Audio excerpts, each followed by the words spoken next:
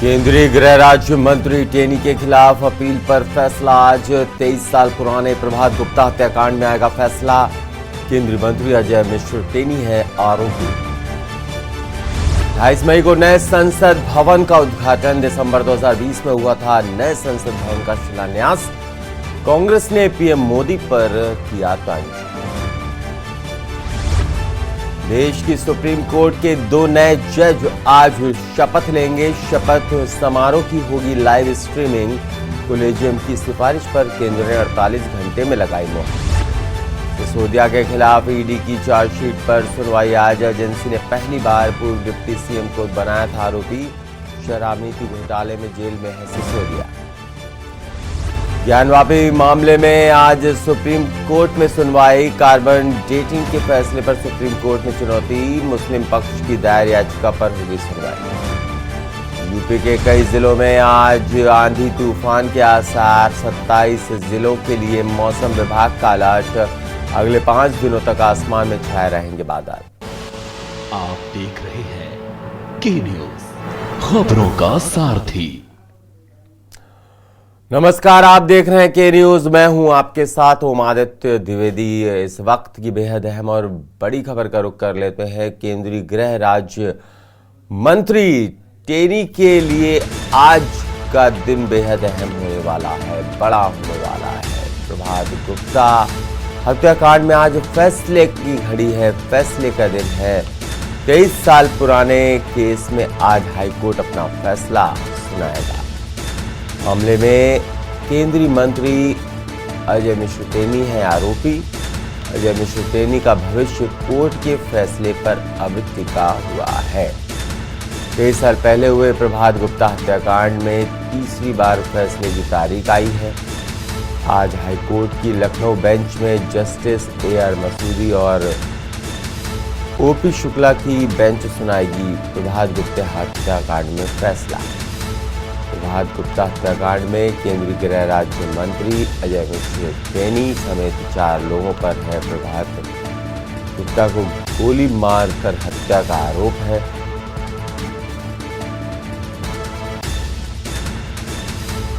केंद्रीय गृह राज्य मंत्री अजय मिश्र टेनी के साथ सुभाष मामा, शशि भूषण पिंकी, राकेश डालू थे आरोपी।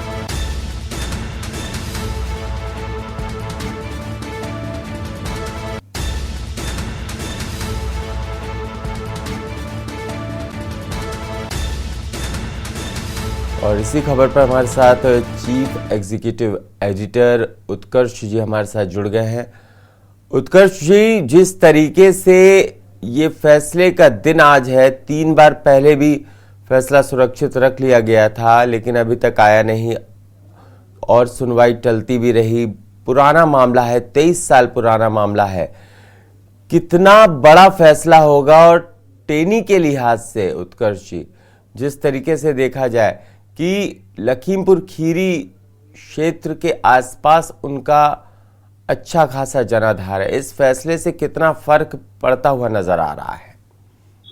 देखिए, अजय मिश्रा टेनी हालिया दिनों में बहुत चर्चा में रहे थे जब किसान आंदोलन के दौरान उनके बेटे की कार से कुचल के कथित रूप से कुछ किसानों की मौत हो गई थी। उसके बाद काफी बवाल हुआ था और तब अजय मिश्रा टेनी की जो इलाके में दबंगई है उसके किस्से बहुत आम हुए थे।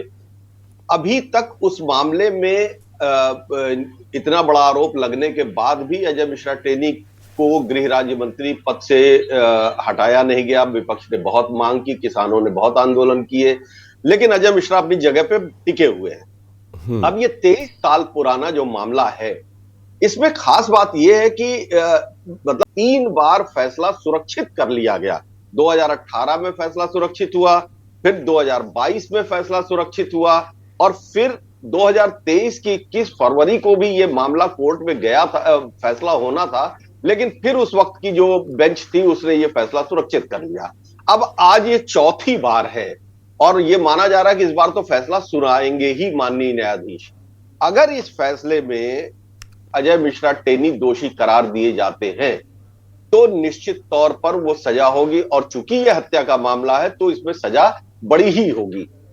ऐसे में अजय मिश्रा टेनी का एक तो उनको इस्तीफा देना पड़ सकता है अगर दोषी करार दिए गए, उसके बाद उनकी संसद सदस्यता तक पर खतरा मंडरा रहा है।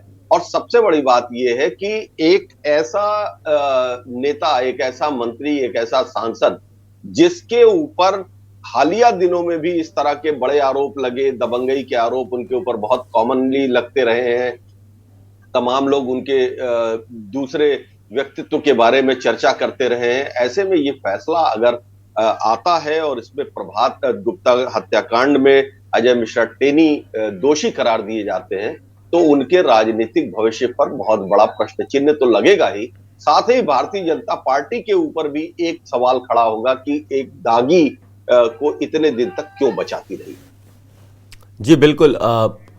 उत्कर्ष जी, जिस तरीके से एक चीज और देखी जा रही है कि भारतीय जनता पार्टी ने अजय मिश्र टेनी पर कुछ ज्यादा ही मेहरबानी कर रखी, क्योंकि जिस तरीके से किसानों का जिक्र आपने अभी किया, कार से कुचलकर जिस तरीके से उनके जो बेटे आशीष मिश्रा थे, और ये चर्चे आम हो गए थे कि मतलब उनकी जो दबंगई है वो किस तरीके की हावी है, लेकिन भारतीय जनता पार्टी की तरफ से कोई भी एक्शन इतना जोरदार या इतना करारा एक्शन नहीं लिया गया।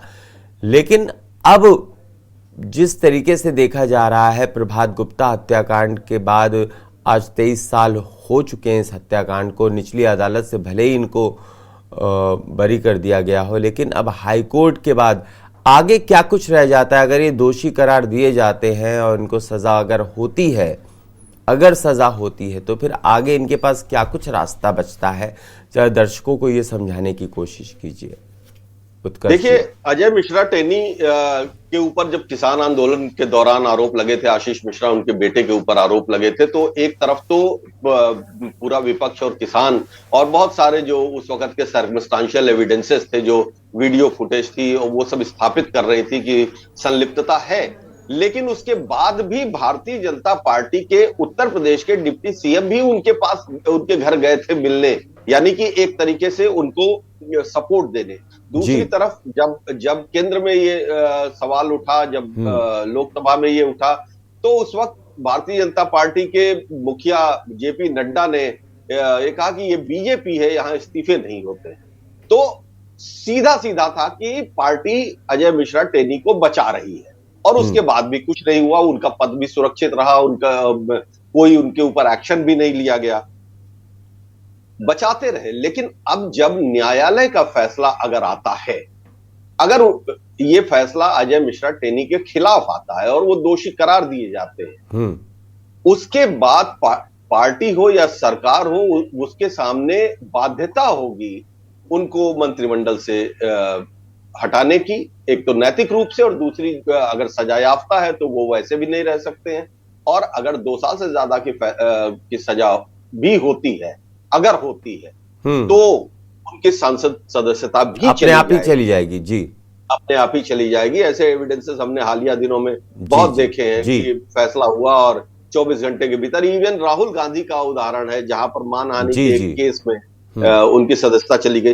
तो ये तो हत्याकांड है, जघन्य अपराध की श्रेणी में आता है। लेकिन सबसे बड़ी बात यह है कि अजय मिश्रा टेनी के खिलाफ 3 बार इस मामले में फैसला जजेस ने सुरक्षित कर लिया, फैसला सुनाया नहीं। अब आज चौथी बार जब सुनाने का वक्त है, तो ये देखना होगा कि क्या आज फैसला सुनाया जा रहा है। अगर सुनाया जा रहा है तो क्या उसमें अजय मिश्रा टेनी दोषी करार दिए जा रहे हैं, और उसके बाद राजनीतिक घटनाक्रम और तेजी से बदलेगा। क्या माना जाए, जैसे 3 बार का जिक्र आपने किया उत्कर्ष जी, कि 3 बार फैसला सुरक्षित कर लिया गया, और ये हम सब जान रहे हैं कि आखिरकार क्या इनका प्रभाव ऐसा है कि क्या न्यायपालिका की जो कार्यवाही है या जो न्यायपालिका का जो प्रोसेस है उसको प्रभावित कहीं ना कहीं करता नजर आ रहा है, या फिर कुछ ऐसा जरूर है, या इसको किस्मत कहा जाए कि 3 बार फैसला सुरक्षित होने के बावजूद नहीं आ पाया और आज के दिन भी संशय बना हुआ है? देखिए, माननीय न्यायपालिका के किसी भी काम के ऊपर, किसी भी एक्शन के ऊपर टिप्पणी हमें नहीं करनी चाहिए। लेकिन हम ये जरूर देखते हैं कि कई बार ऐसा होता है कि जो रसूखदार लोग होते हैं, जो प्रभावशाली लोग होते हैं, वो अपने बचने के लिए तमाम तरह की तिकड़में करते रहते हैं। और जब ये लखीमपुर में कार वाला कांड हुआ था, तब भी ये कहा गया था कि अजय मिश्रा टेनी को पद से हटाया जाए, क्योंकि गृह राज्य मंत्री हैं, वो बहुत बड़ा पद होता है। जी जी सारी पुलिस, जी सारा पूरा गृह मंत्रालय उनके नियंत्रण में है। तो ये भी कहा गया था कि अगर ये पद पे रहेंगे तो जांच को प्रभावित करेंगे, बिल्कुल। पद पे रह के जांच को प्रभावित करने के बहुत सारे एविडेंसेस हमारे सामने इतिहास में और जी खास तौर से देश की देखे राजनीति में जाते हैं। रहे जी हैं। जी तो इसलिए इस बात को भी इनकार नहीं किया जा सकता है कि इन्होंने अपने लिए बहुत सारे प्रयास किए हों, इनके समर्थकों ने, शुभचिंतकों ने प्रयास किए हों, लेकिन जहां तक न्यायालय का प्रश्न है, तो न्यायमूर्ति का विवेक क्या कहता है वो ज्यादा महत्वपूर्ण हो जाता है। हालांकि इस मामले में 3 बार अगर ऐसा होता है तो निश्चित तौर पर प्रश्न तो खड़े होते ही हैं। प्रश्न खड़े होने स्वाभाविक है, क्योंकि कई मामलों में फैसला एक बार सुरक्षित रखा जाता है, अगली डेट पर उसको सुना दिया जाता है। उसके लिए माना जाता है कि जजेस ने प्राइमा फेसी तो उनको मान लिया है, केस को सब समझ लिया है, लेकिन जजमेंट लिखने के लिए उनको टाइम चाहिए, इसलिए सुरक्षित रख लिया। लेकिन ये 3 बार हुआ और बैक टू बैक 3 बार हुआ। 2018 में हुआ, 2022 में हुआ, 2023 में, और 2023 में दूसरी बार। पहली बार फरवरी में ये मामला आया था जब फैसला सुरक्षित हुआ था, और अब मई में ये फैसला आने वाला है। तो आज देखना होगा कि इस पर माननीय न्यायालय क्या रुख अपनाते हैं। जी, जिस तरीके से देखा गया, प्रभात गुप्ता भी छात्र नेता थे और जिस वक्त इनकी हत्या की गई 4 अज्ञात लोग बताए गए। हालांकि आरोपी इन्हें बनाया जरूर गया है, आरोप है इन पर कि इन्होंने ही हत्या की है, इनके साथ 3 लोग और भी थे, लेकिन अभी न्यायालय का फैसला नहीं आया, इसलिए कुछ भी कहना उचित नहीं होगा। लेकिन एक बड़ी चीज ये है कि क्या 23 साल बहुत बड़ा वक्त नहीं होता उत्कर्ष जी? जिस तरीके से एक परिवार को न्याय मिलना चाहिए, किसी ने भी अपराध किया हो, वो व्यक्ति कोई भी हो, आरोपी किसी को भी बनाया गया हो, न्यायालय अपना फैसला जरूर सुनाएगा, लेकिन 23 साल एक बड़ा वक्त होता है। आपको नहीं लगता कि देर से मिला हुआ न्याय भी कहीं ना कहीं ये भी अनुचित है उसके साथ? देखिए, बहुत पुरानी कहावत है, जस्टिस डिलेड जस्टिस डिनाइड। जी यानी देर से मिला हुआ जो फैसला है वो एक तरीके से न्याय नहीं बनाता, ये कहावत है, कहा जाता है। लेकिन अगर भारतीय न्यायपालिका की पूरी प्रक्रिया को हम देखते हैं, तो हम देखते हैं कि बहुत सारे मामले बहुत लंबे खींचते हैं कई बार, और खासतौर से राजनीतिक मामलों को देख लीजिए तो गवाह नहीं मिलते हैं, कई बार गवाह बदल जाते हैं, कई बार उनमें से कुछ लोग, तो बहुत बड़ी प्रक्रिया। और दूसरी तरफ ये भी कहा जाता है कि न्याय भले ही देर से मिले, लेकिन वो सही न्याय होना चाहिए, उसमें किसी निर्दोष को कोई सजा नहीं होनी चाहिए। तो ये एक प्रक्रिया है, और खासतौर पे हम देखते हैं कि कोई टाइम बाउंड लिमिट तो होती नहीं है न्यायालय के सामने कि इस फैसले को इतने दिन में। फास्ट ट्रैक कोर्ट्स जरूर बनी है, कई मामले फास्ट ट्रैक कोर्ट में जब जाते हैं तो वहां पर सुनवाई तुरंत होती है। कई बार ऐसा होता है कि प्रभावशाली लोग जो होते हैं उस मुकदमे पे तारीख डलवाते जाते हैं, और वो इस मुकाम तक आने ही नहीं देते हैं कि फैसले की घड़ी आए। तो बहुत सारी दिक्कतें हैं, लेकिन प्रक्रिया है, और इस प्रक्रिया का एक ही आधार है कि किसी निर्दोष को सजा ना मिले, इसलिए सारे चीजों का निर्भीक विवेक से विश्लेषण करना चाहिए न्यायालय को। हालांकि ये सही बात है कि 23 साल, यानी कि अगर प्रभात गुप्ता की पूरी एक पीढ़ी जवान हो चुकी होगी उसके बाद की, तो वो एक वक्त तो होता ही है, लेकिन परिवारों के हौसले भी टूटते हैं कई बार। बहुत सारे केसेस में हमने देखा कि परिवार इस स्थिति में नहीं रह पाता है कि लड़ता है, लेकिन जब कितने दिन बाद भी फैसला आता है और दोषी को सजा मिलती है तो संतोष सबको होता है, संतुष्टि तो होती ही। बिल्कुल, लेकिन ये मामला अपने आप में इसलिए अलग हो जाता है उत्कर्ष जी, क्योंकि एक राजनेता का मामला है, एक केंद्रीय गृह राज्य मंत्री का मामला है, एक सांसद का मामला है, और ऐसे में इतना बड़ा पद है उनके पास वाकई में। लेकिन इन सब के बावजूद एक चीज बेहद अलग हो जाती है कि वक्त बहुत कुछ सीख भी देता है। वक्त निकलता चला गया, और के न्यूज़ में जब उनके परिवार का एक सदस्य कल बैठा था तो वो फपक के रोने भी लगा था।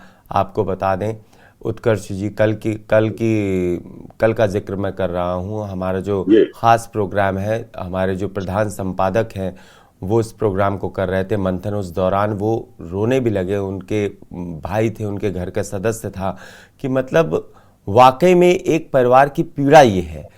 लेकिन जिस तरीके लेकिन जिस तरीके का रसूख देखा जा रहा है तो कहीं ना कहीं क्या न्याय प्रभावित भी होता है? ऐसा आप मानते हैं कि अगर रसूख है तो कहीं ना कहीं न्याय मिलता नहीं, और मिलता है तो देर से मिलता है?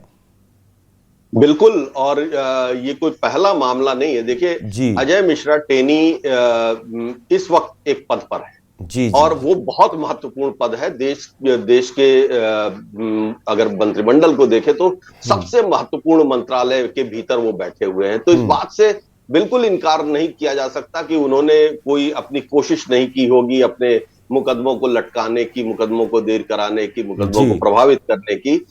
और दूसरा ये है कि उनका रिकॉर्ड भी रहा है। लेकिन हाँ, ये जरूर बात है कि अब विलंब हो रहा है। विलंब तो हो गया, 23 साल बहुत बड़ा वक्त होता है जैसा मैंने पहले कहा, और परिवार के लिए ये एक 23 साल बहुत कठिन समय होता है जब वो न्याय की आस लेके बैठा है और सामने देख रहा है कि जो आरोपी लोग हैं वो लगातार तरक्की की सीढ़ियां चढ़ते जा रहे हैं। और वो पहले विधायक होते हैं, फिर सांसद होते हैं, फिर मंत्री होते हैं, फिर गृह राज्य मंत्री होते हैं।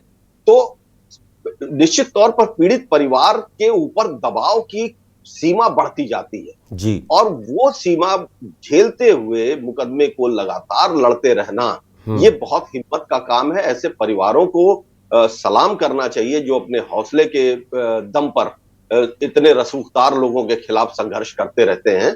तो वो बात तो है, लेकिन साथ साथ ये अब देखने की बात है कि खासतौर से पॉलिटिशियंस के मामले में एमपी एमएलए कोर्ट अब बन गए हैं, बहुत सारे मुकदमे वहां चले गए हैं। लेकिन ये जो मामला है अजय मिश्र टेनी का, ये पर्टिकुलर मामला प्रभात गुप्ता हत्याकांड का जो है वो थोड़ा अलग है, क्योंकि ये अब स्थानीय अदालत से निकल चुका है, ये हाई कोर्ट में है।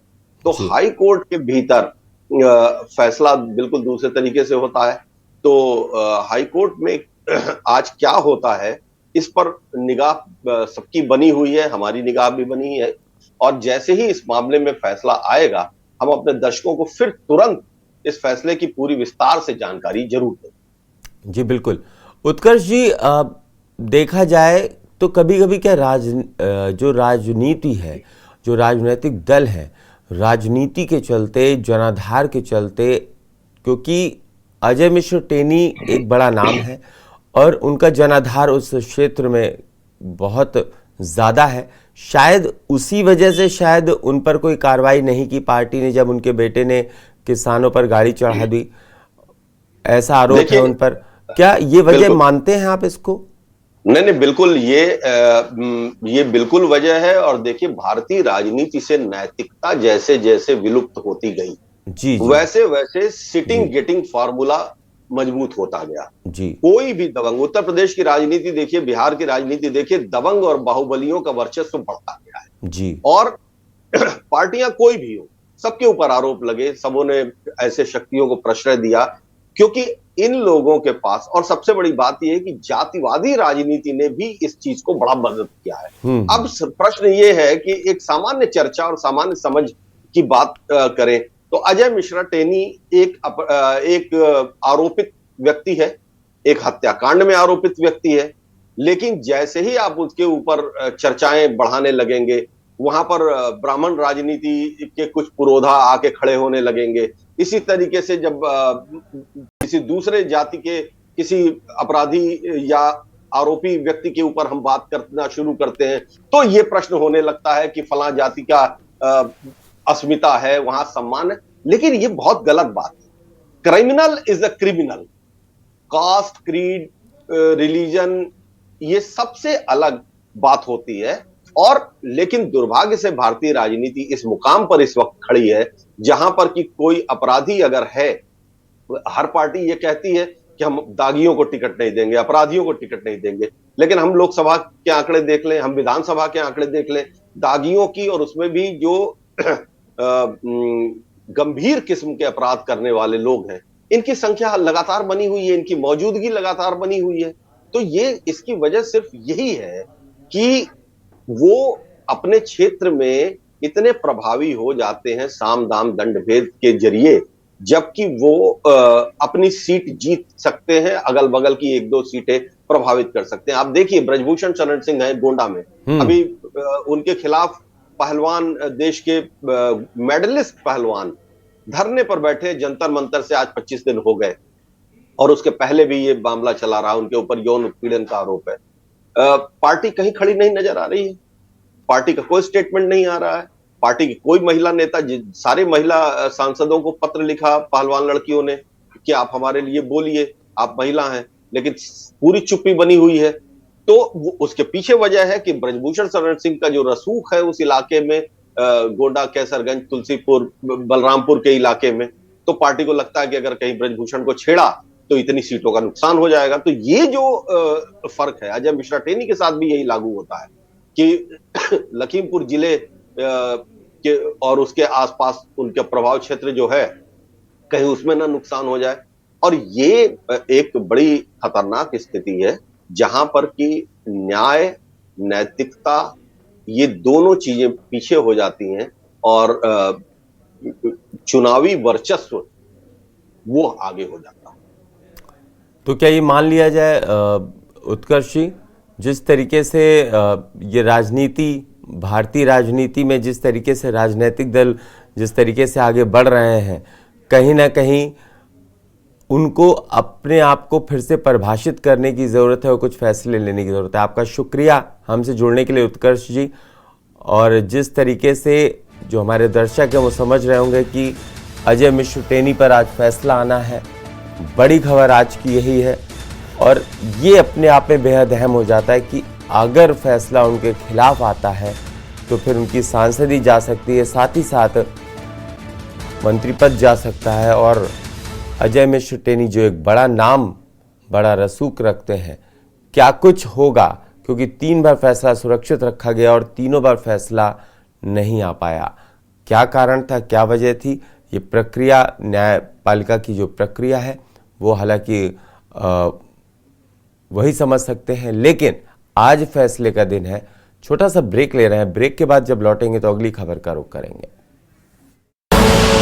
आप देख रहे हैं के न्यूज, खबरों का सारथी।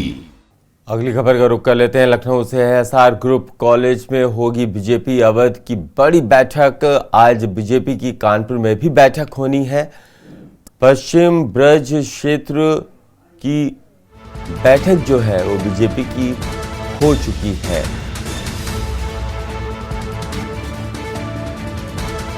दो 2024 चुनाव की तैयारियों को दिया जा रहा है अंतिम रूप। संगठन महामंत्री धर्मपाल सिंह बैठक में मौजूद रहेंगे। सांसद ब्रजभूषण शरण सिंह भी इस बैठक में मौजूद रहेंगे। महासंपर्क अभियान की तैयारी के लिए आज अहम बैठक।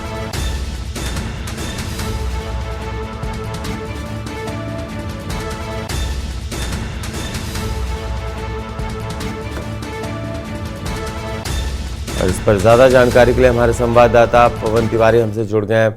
पवन, आज बीजेपी की अहम बैठक होनी है और ये बैठक 2024 के लिहाज से कितनी जरूरी है और इस बैठक के क्या मायने निकाले जाएं और 2024 की जो रणनीति है उसको लेकर के क्या कुछ चर्चाएं हो सकती हैं, क्योंकि यूपी में अगर बैठक हो तो सीधी सी बात है कि दिल्ली का रास्ता यूपी से होकर के ही गुजरता है। 80 लोकसभा क्षेत्र वाला राज्य है और ऐसे में देखना यह होगा कि क्या कुछ इस बैठक में हो सकता है। तो क्या कुछ बैठक को लेकर के तैयारियां की गई हैं, कौन कौन पहुंच रहा है? अनम्यूट कीजिए आप। आपको बता दें कि जो 2024 लोकसभा के चुनाव हैं उसके लिए भारतीय जनता पार्टी ने तैयारियां करनी शुरू कर दी हैं और उसी लिहाज से उत्तर प्रदेश में सभी जगह मीटिंगों का दौर लगातार चल रहा है। मीटिंगों का सिलसिला लगातार जारी है और उसमें संगठन के पदाधिकारी, चाहे वो प्रदेश अध्यक्ष भूपेन्द्र चौधरी हो, मंत्री धर्मपाल सिंह सैनी हो अन्य जो भी संगठन के लोग हैं वो लगातार मीटिंगों में पहुंच रहे हैं और संगठन को मजबूत करने का प्रयास किया जा रहा है। 2024 के जो लोकसभा चुनाव है, जनता पार्टी उत्तर प्रदेश में बेहतर प्रदर्शन करना चाहती है। जो उत्तर प्रदेश में उसने अपना 80 सीटें जीतने का लक्ष्य रखा है, उसके लेकर भारतीय जनता पार्टी लगातार तैयारियां कर रही है और मीटिंग के जरिए लगातार जो संगठन उसको मजबूत करने का प्रयास किया जा रहा है। और साथ ही साथ जो संगठन में कमजोरी है, जहां पर कुछ फीडबैक उनको मिला है कि यहाँ पर संगठन कुछ कमजोर है या कुछ नए लोगों को जोड़ने की जरूरत है, कुछ पुराने लोगों को हटाना है, इस पर भी लेकर मीटिंगों में चर्चा चल रही है।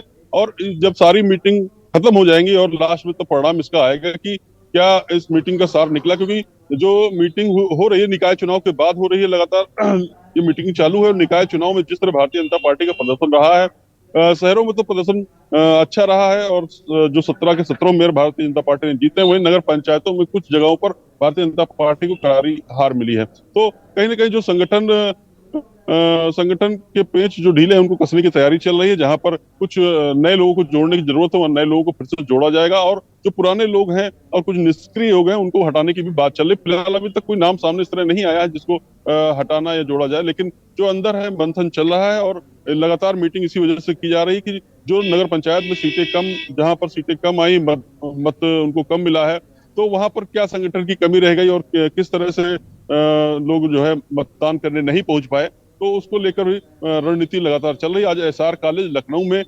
मीटिंग है और एसआर कॉलेज जो है भाजपा के एमएलसी पवन सिंह का है और यहाँ पर आज मीटिंग है, तो उसमें धर्मपाल सिंह सैनी पहुंचेंगे। और साथ ही साथ जो अवध क्षेत्र के जो बड़े पदाधिकारी हैं संगठन के और कार्यकर्ता वो भी वहां पर पहुंचेंगे और जो संगठन है उसको मजबूती को लेकर चर्चा की जाएगी। और जो लोकसभा चुनाव 2024 है उसको लेकर भी रणनीति तय की जाएगी, किस तरह से भारतीय जनता पार्टी के जो कार्यकर्ता हैं और जो संगठन के लोग हैं वो घर घर जाकर भारतीय जनता पार्टी के जो अच्छे कार्य हैं, उसको जो अच्छी नीतियां हैं उसको जन जन तक कैसे पहुंचाया जाए, उसके बारे में भी विस्तार से चर्चा की जाएगी।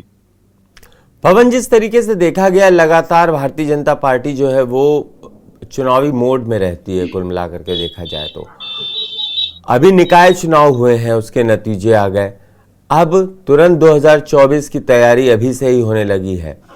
क्या लग रहा है आपको 2014 फिर 2019 और अब 2023 हैट्रिक बीजेपी लगाते हुए नजर आ रही है?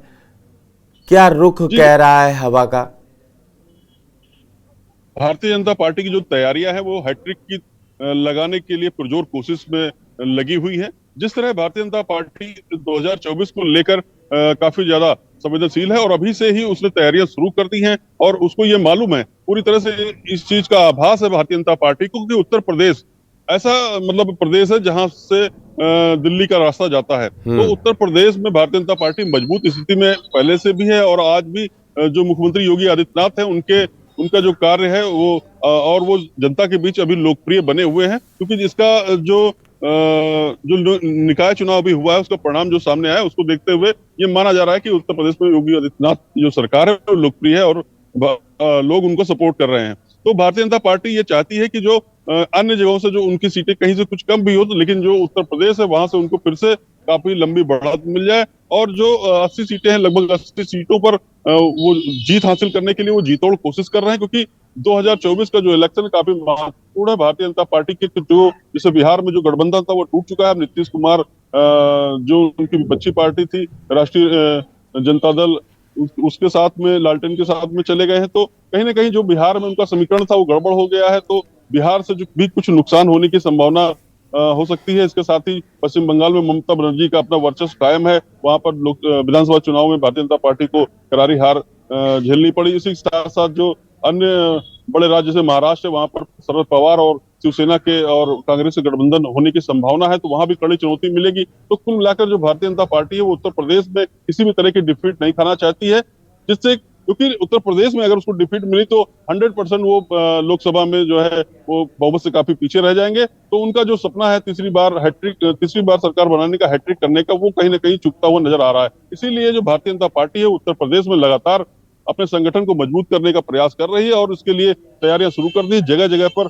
लगातार मीटिंग जारी है, दिल्ली में भी इसके लिए मीटिंग हुई और उत्तर प्रदेश के सभी जो उसके क्षेत्र है, अवध क्षेत्र हो या जो भी ब्रज क्षेत्र हो, और लगातार सभी जगह मीटिंगों का दौर जारी है, क्योंकि भारतीय जनता पार्टी कि उत्तर प्रदेश ही ऐसा राज्य है जहां से भारतीय जनता पार्टी बड़ी बढ़त लेके जाएगी और इसका संदेश पूरे देश में जाएगा, और जिससे भारतीय जनता पार्टी लोकसभा चुनाव में विजय हासिल करके फिर तीसरी बार सरकार बनाने के अपने कदम आगे बढ़ा सकती है। इसके लिए उत्तर प्रदेश का में जो है विजयी होना काफी जरूरी है। जी पवन, आपका शुक्रिया इस पर तमाम जानकारी देने के लिए। तो कुल मिलाकर के देखा जाए तो भारतीय जनता पार्टी ने अब कमर कस ली है और 2024 को लेकर के जिस तरीके से तैयारियों का दौर शुरू कर दिया है, बैठकों का दौर शुरू कर दिया है, अभी से ही 2024 के चुनाव को लेकर के फिर से भारतीय जनता पार्टी तैयार नजर आ रही है और कोई कोर कसर छोड़ना नहीं चाहती।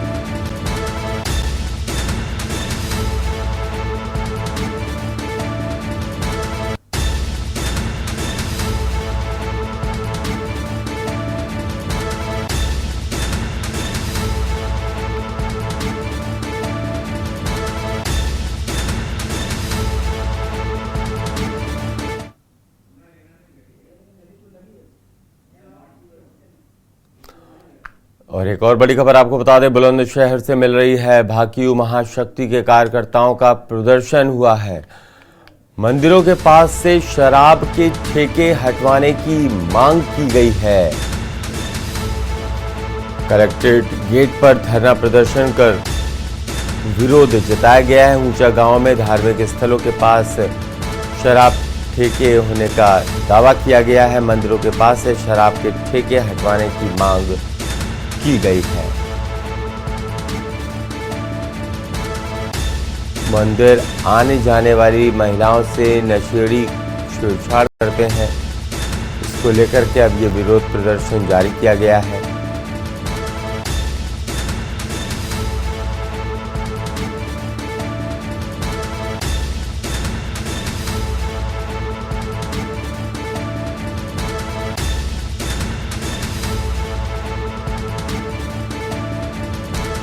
और इस पर ज्यादा जानकारी के लिए हमारे संवाददाता अनिल मीणा हमसे जुड़ गए हैं। अनिल, क्या है पूरा मामला? आखिरकार जो शराब ठेके हैं उनको लेकर के विरोध प्रदर्शन क्यों किया जा रहा है? ये देखिए, बिल्कुल मैं आपको बताऊं, जनपद बुलंदशहर के अरनिया थाना क्षेत्र के गांव ऊंचा गांव का मामला है, जहां ऊंचा गांव में जो तीन मंदिर हैं, तीनों मंदिर, एक शिव का है, एक माता दुर्गे का है और एक कामड़ का मंदिर है। तो तीनों ही मंदिर के बराबर में जो शराब के ठेके हैं उनको लेकर जो महिला है और जो वहाँ के जो पुरुष हैं उनको काफी परेशानी का सामना करना पड़ा है। महिलाओं का जो आरोप है, उनका आरोप ये है कि जब वो पूजा करने मंदिरों में पूजा करने जाती है तो वहाँ जो नशा करके जो लोग बैठे रहते हैं वो उन पर भद्दी टिप्पणियां करते हैं और अश्लील हरकतें करने की कोशिश करते हैं। उसको लेकर अगर बात की जाए तो उन्होंने अरनिया थाना क्षेत्र में जो गांव के लोग हैं उन्होंने कई बार शिकायतें भी की हैं, लेकिन शिकायतों के बाद भी उस समस्या का ग्रामीणों का कोई निस्तारण नहीं हुआ है। निस्तारण नहीं होने के बाद में जो ग्रामीण है उन्होंने किसान यूनियन का सहारा लिया है। किसान यूनियन के लोगों से उन्होंने अपील लगाई है कि हमारे गांव से मंदिर के बराबर में जो शराब के ठेके उनको हटाया जाए। तो भारतीय किसान यूनियन महाशक्ति के जो राष्ट्रीय अध्यक्ष ठाकुर धर्मेंद्र सिंह, उन्होंने ग्रामीणों के गांव में पहुंचकर उनकी समस्या को सुना और समस्या सुनने के बाद में उन्होंने कलेक्ट्रेट पर ग्रामीणों के साथ मिलकर, किसान यूनियन के कार्यकर्ताओं के साथ, सैकड़ों कार्यकर्ताओं के साथ मिलकर कलेक्ट्रेट पर धरना प्रदर्शन किया है।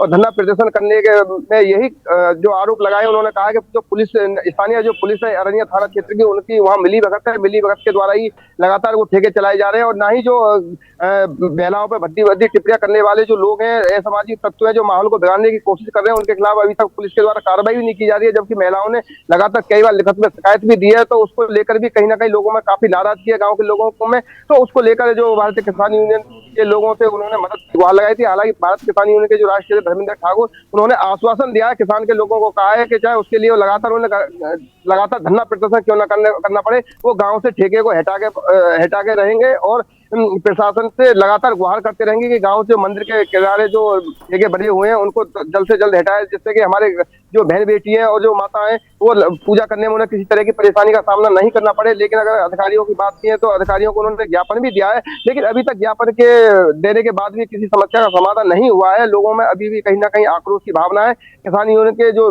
अध्यक्ष है उनका कहना यह है कि गाँव से ठेका प्रशासन को हटवाना पड़ेगा, नहीं हटाया तो उग्र आंदोलन किया जाएगा। तो अब देखना यह होगा कि जो किसान यूनियन ने जिस तरह से गांव के लोगों को सहयोग देने की बात कही है, उसमें कब तक किसान यूनियन के कार्यकर्ता और ग्रामीण कामयाब होते हैं, अब ये तो वक्त बताएगा। लेकिन फिलहाल उन्होंने जो जिस तरह से पुलिस पे, जो स्थानीय पुलिस है उस पर आरोप लगाए हैं। तो कहीं ना कहीं पुलिस की मिलीभगत को उन्होंने बताया है कि जो पुलिस है लगातार शिकायत करने के बाद भी किसी पर कार्रवाई नहीं करना, तो कहीं ना कहीं एक अपने आप में चिंता खड़ी करता है। जबकि जनपद बुलंदशहर के एसएसपी और डीएम लगातार जो इस तरह के जो माफिया हैं, जो लगातार जो महिलाओं को परेशान करने वाले हैं, उनके लगातार खिलाफ कार्रवाई भी कर रहे हैं। लेकिन कहीं ना कहीं नीचे अगर स्तर की बात की जाए तो कहीं ना कहीं वो जो डीएम एसएसपी के दावे भी पूरी तरह से फेल होते दिखाई देते हैं। जबकि उत्तर प्रदेश के मुख्यमंत्री ने लगातार माफियाओं पर भी कार्रवाई की है और लगातार जो बहन बेटियों की सुरक्षा के लिए मुख्यमंत्री लगातार अनेक उपाय कर रहे हैं। लेकिन उसके बाद भी कहीं ना कहीं उनको परेशानी का सामना करना पड़ता है। और गांव के में जिस तरह से मंदिर के बराबर में ठेके, शराब के ठेके बनना, तो कहीं ना कहीं एक चिंता का विषय गांव की महिलाओं के लिए भी है। क्योंकि गांव की महिलाओं का कहना यह है कि जो घर के लोग, जो हमारे जो बच्चे हैं और जो बुजुर्ग हैं और हमारे जो पति हैं, वो लगातार शराब पी के आते हैं, जो घर में उपद्रव करने के बाद में घर का माहौल बिगड़ता है। तो इसलिए उनका पूरी तरह से कहना यह है कि गांव से ठेका पूरी तरह से हटना चाहिए, प्रशासन के लोगों को हमारी मदद करनी चाहिए। तो उसको लेकर जब लगातार काफी समय से, लंबे समय से, करीब ये 1 महीने से मामला चल रहा था, उसको लेकर जब किसान यूनियन के लोगों ने इसमें आश्वासन दिया है कि डीएम साहब से वार्ता की जाएगी, नहीं वार्ता के बाद भी नहीं माना जाएगा तो धरना प्रदर्शन किया जाएगा, तो वही मामला एक सामने आ गया है कि किसान यूनियन के लोगों ने ग्रामीणों के साथ कलेक्ट्रेट पर करीब धरना प्रदर्शन किया। धरना प्रदर्शन करने के बाद ज्ञापन दिया, ज्ञापन के बाद देखिए क्या आश्वासन निकलता है। अब ये तो आने वाला वक्त बताया, लेकिन फिलहाल किसान यूनियन का कहना यही है कि गांव से ठेका हम लोग बिल्कुल, कुल मिलाकर के किसान यूनियन जो है वो चाहती है कि यहाँ से ठेके हटें, जिससे लोगों की जो परेशानियां हैं वो दूर हो सके। अनिल, आपका शुक्रिया हमसे जुड़ने के लिए, इस पर तमाम जानकारी देने के लिए।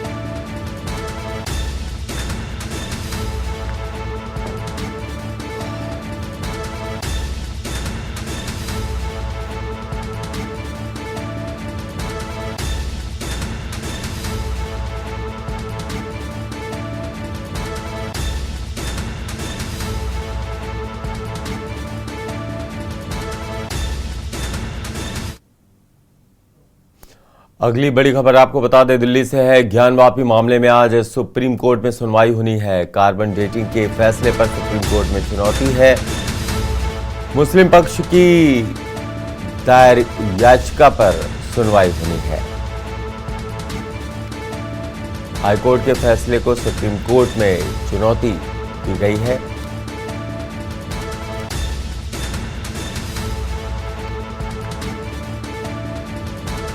सुप्रीम कोर्ट में आज ज्ञानवापी मामले को लेकर के सुनवाई होनी है।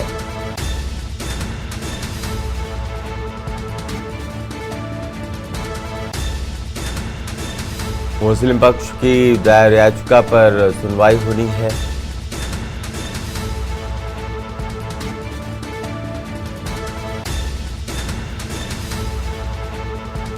और इसी खबर पर हमारे साथ हमारे संवाददाता विक्की डे हमसे जुड़ गए हैं। विक्की, जिस तरीके से देखा ये जा रहा है, मुस्लिम पक्ष ने अब सुप्रीम कोर्ट का दरवाजा खटखटाया है, याचिका दायर की है, क्या कुछ हो सकता है सुनवाई के दौरान?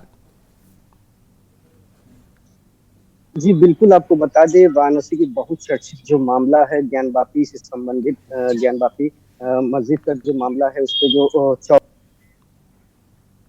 जो वजू थाने में एक सीढ़ी नुमा आकृति जो मिलती है, जिसके बाद मामला जो है पुलिस पकड़ता है और एएसआई सर्वे कराने की मांग की जाती है हिंदू पक्ष की तरफ से। और उसी संबंध में उस समय जो जांच को रोक दिया गया था, क्योंकि लोगों का कहना था कि अगर एएसआई जांच कराई जाती, कार्बन डेटिंग होती, तो कहीं ना कहीं जो है उनको क्षति पहुंचेगी, जो हिंदू भावनाओं को आहत कर सकती है अगर वो शिवलिंग प्रमाणित हुई तो इस वक्त जो आज जो करने जा रही है, फिर से एक बार जो फैसला हाईकोर्ट द्वारा दिया गया है कि अब उनके पास ऐसा पकड़ आ गया है जो बिना चोट पहुंचाए, बिना क्षति पहुंचाए उनको एएसआई कार्बन डेटिंग की जा सकती है, एएसआई कार्बन डेटिंग की जा सकती है जीपीआर रडार के जरिए। तो आज उसी पे सुनवाई है। और वहीं जो बीते मंगलवार को भी एक यहाँ पे याचिका दायर की गई थी सुप्रीम कोर्ट के जो अधिवक्ता है हिंदू पक्ष के विष्णु शंकर जैन, उन्होंने एक याचिका डाली थी कि एएसआई सर्वे कराया जाए, जिसको लेकर मुख्य न्यायाधीश ने एक समय दिया था इनको, मुस्लिम पक्षों को, दोनों पक्षों को दिया था कि आप अगर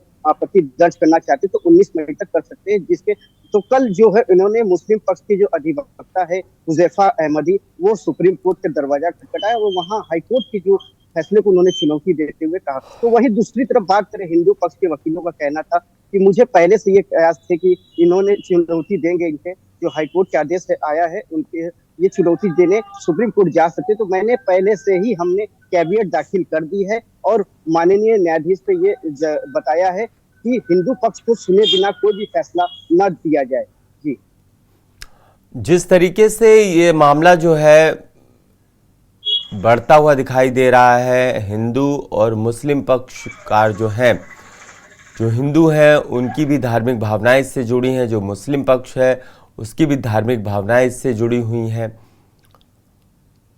क्योंकि अब जो बात हो रही है वो ये की जा रही है कि एक और सर्वे होना चाहिए, और ऐसे में क्या कुछ निकल करके आ सकता है, क्योंकि आप ज़्यादा अच्छे से बता सकते हैं दर्शकों को जो के न्यूज़ से इस वक्त जुड़े हुए हैं कि क्या कुछ वहाँ का माहौल है इसको लेकर के, और इस फैसले आज जिस तरीके से सुनवाई हो रही है उसको लेकर के क्या कुछ गहमा गहमी बनी हुई है।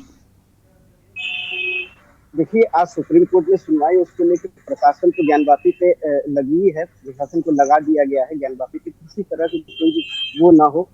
आज जबकि जुम्मे का भी दिन है आज, तो इसको देखते हुए प्रशासन पूरी चप्पे चप्पे पे लगाई गई है, क्योंकि ज्ञानवापी जो है इस समय विवादित स्थल माना जा रहा है, क्योंकि जो उनका न्यायालय में पिटीशन दायर है। तो मैं आपको बता दूं, इसका जो सर्वे कराने की जो मांग चल रही है हिंदू पक्ष की तरफ से, जहां हिंदू पक्ष इसको सीलिंग बता रही है, वहीं मुस्लिम पक्ष का जो अपनी तरफ से दलीलें है वो इसको फुवारा कह रही है। तो इसकी सत्यता तभी बाहर आ सकती है जब इसकी कार्बन डेटिंग कह लें या एएसआई के सर्वेक्षण साइंटिफिक जो जांच है उसको कह लें, वो जब तक जांच नहीं होगी तब तक देश के सामने इसकी सत्यता नहीं आएगी कि आखिर वो है क्या, फुवारा है या शिवलिंग है। तो जब उसकी जांच होगी तो उसको पता चलेगा कि मतलब वो कितनी प्राचीन है, जो वहाँ पे शिवलिंग नुमा वो आकृति मिली है वो कितनी प्राचीन है, और वो शिवलिंग स्वयंभू है या कहीं से लाकर उनकी प्राण प्रतिष्ठा किया गया। तो तमाम ऐसी बातें हैं जो इसके जांच के बाद जो सामने आएंगी, तो वो जो है तो देखने वाली बात यही होगी, तब जनता के सामने बातें आएगी। तो उसके बाद आगे की जो प्रक्रिया होगी उसको देखने के लिए लोग अभी 2 बजे तक का इंतजार हमको करना होगा कि आज क्या कुछ 2 बजे के बाद सुप्रीम कोर्ट से निकल के आता है, क्या फैसला होता है। और इससे आगे वाराणसी में भी 22 मई को फिर सुनवाई होनी है इसकी। जी, आपका शुक्रिया हमसे जुड़ने के लिए विक्की, इस पर तमाम जानकारी देने के लिए। आप लगातार नजर बनाए रखिए, हम आपसे ताज़ा अपडेट लेते रहेंगे।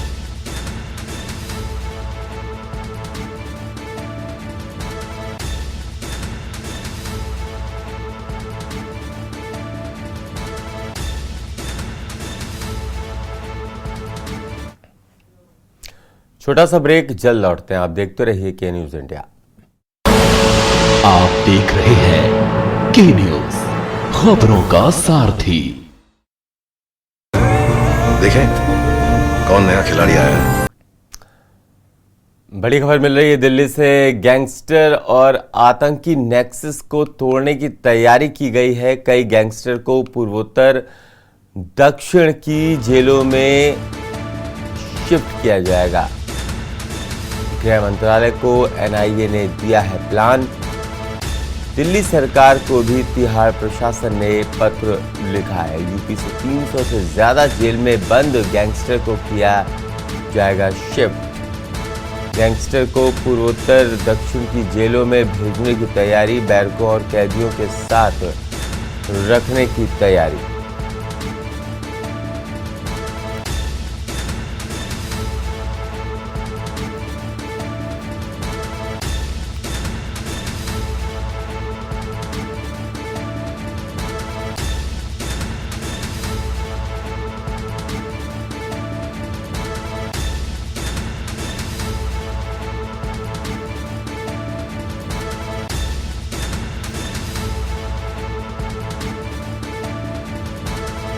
बड़ी खबर आपको बता रहे हैं, बैरकों और कैदियों के साथ रखने की तैयारी की गई है।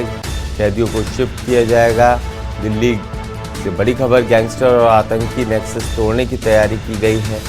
कई गैंगस्टर को पूर्वोत्तर दक्षिण की जेलों में शिफ्ट किया जाएगा।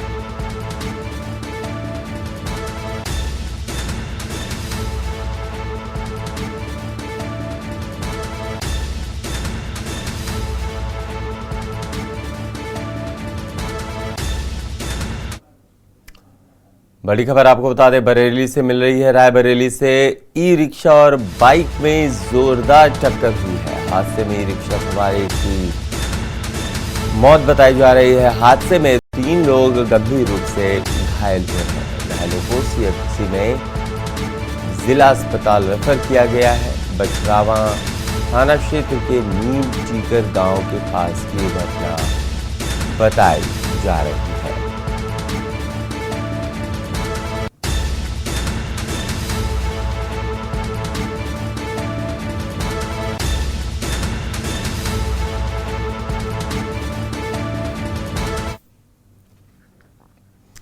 एक और बड़ी खबर आपको बता दें, सीतापुर से मिल रही है। युवक ने जहर खाकर खुदकुशी कर ली है। इलाज के दौरान हुई युवक की मौत। पुलिस ने शव को पोस्टमार्टम के लिए भेजा है। थाना इमलिया सुल्तानपुर क्षेत्र का मामला बताया जा रहा है।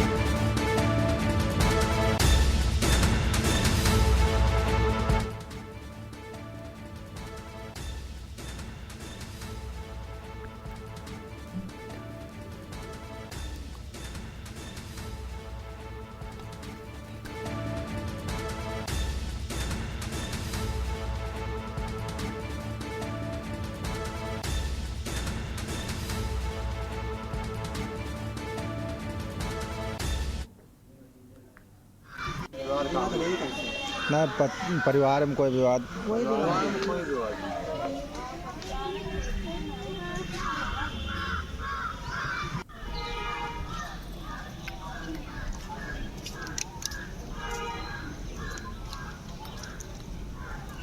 तुरंत आवा रेफर कर देना तो मुका देर लगे है और रास्ते खत्म हो गया। ना परिवार में कोई विवाद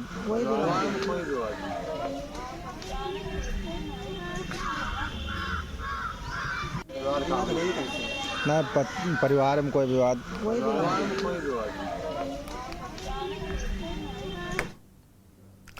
बरेली से बड़ी खबर आपको बता दें, 40 सवारियों से भरी रोडवेज बस ट्रक से भिड़ी है। हादसे में 10 से ज्यादा यात्री जो हैं वो घायल हुए हैं। दिल्ली जा रही थी हरदोई डिपो की बस। ड्राइवर की लापरवाही के चलते ये हादसा पेश आया है। घायल यात्रियों को अस्पताल में भर्ती कराया गया है।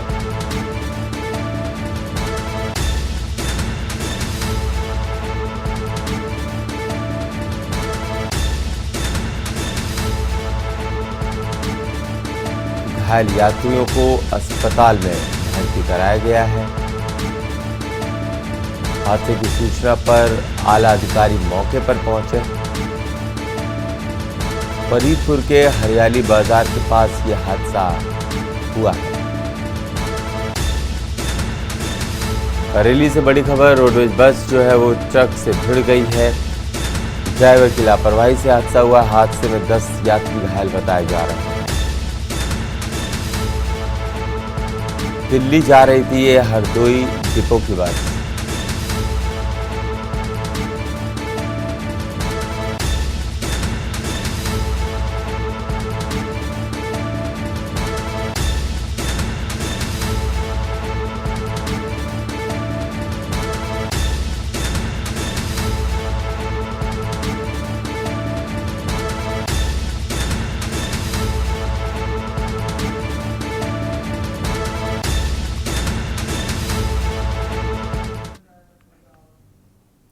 अगली खबर का रुख कर लेते हैं। यूपी के बुलंदशहर में प्रदेश के जल शक्ति मंत्री स्वतंत्र देव सिंह ने खुर्जा में 20 करोड़ की लागत से बन रहे गंग नहर inter connected cross regulator project का निरीक्षण किया है। इस दौरान स्वतंत्र देव सिंह ने कहा कि टेल तक पानी पहुंचना सरकार का लक्ष्य है।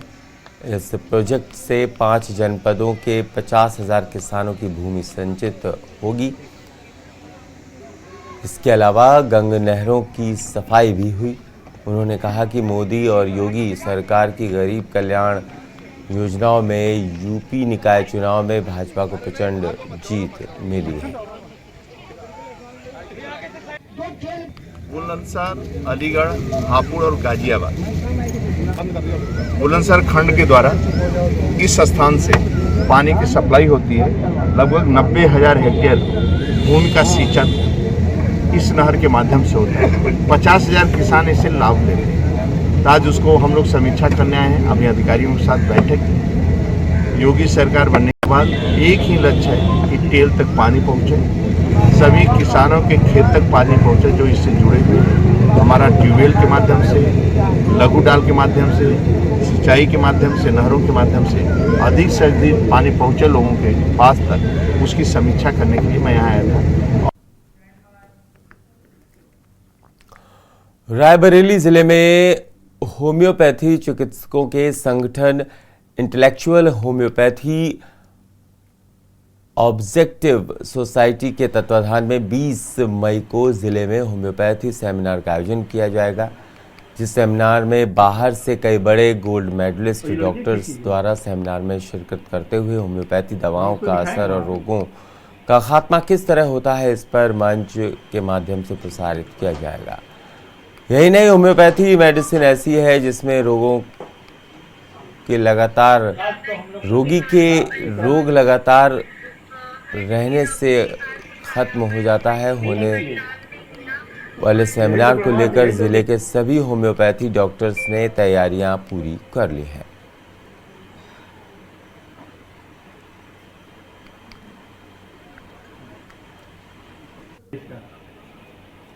और ये लड़की ठीक की गई, तो हम इसको दिखाएंगे वहां पे। वैज्ञानिक कॉन्फ्रेंस जिसके माध्यम से उद्देश्य यह है कि वैज्ञानिक मुख्य धारा में लाने के लिए होम्योपैथी को हम लोग कृत संकल्पित हैं। और जैसा कि हमेशा होम्योपैथी को ऑप्शनल ट्रीटमेंट के रूप में लिया जाता है, तो वैज्ञानिक मुख्य धारा में लाने के लिए हम लोग एविडेंस बेस्ड केसेस शो करेंगे। Doctor Subhash Chaudhary infertility specialist, यानी कि जिनको बच्चा नहीं होता है उसकी specialist, infertility specialist doctor Neeraj Gupta, professor Nehru homeopathic medical college. फिलहाल इस बुलेटिन में इतना ही। आप देखते रहिए के न्यूज इंडिया। आप देख रहे हैं के न्यूज, खबरों का सारथी।